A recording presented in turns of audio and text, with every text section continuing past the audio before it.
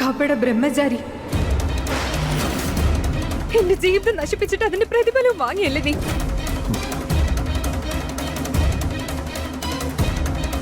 എന്നാ വന്നോ,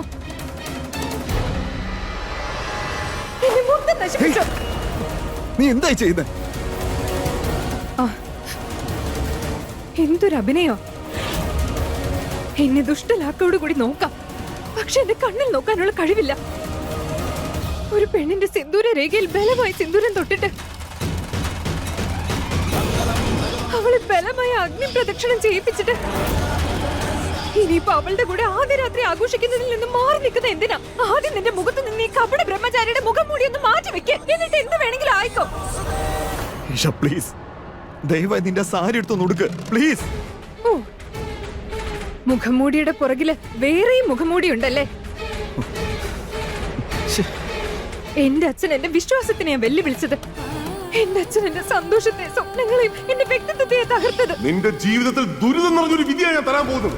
അതിൽ നിന്നും രക്ഷപ്പെട്ടു പോകാൻ നിനക്ക് ഒരിക്കലും പറ്റില്ല. എന്നാൽ ഞാൻ ഇനി നിന്റെ ജീവിതം കൊണ്ടാ കളിക്കാൻ പോകുന്നത്. അപ്പൊ നീ എന്റെ ശരീരത്തോട് നിന്റെ ഇഷ്ടം പോലെ പെരുമാറിക്കോ. വാ, വന്നോ.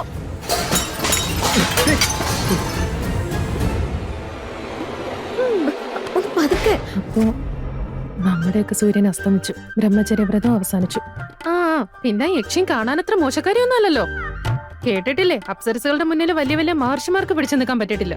ഏട്ടനൊരു സാധാരണ മനുഷ്യനല്ലേ, അല്ലേ? മാത്രമല്ല ഒന്ന് മിണ്ടാ, ഇങ്ങോട്ട് വന്നേ, പറഞ്ഞോട്ട് വരാൻ.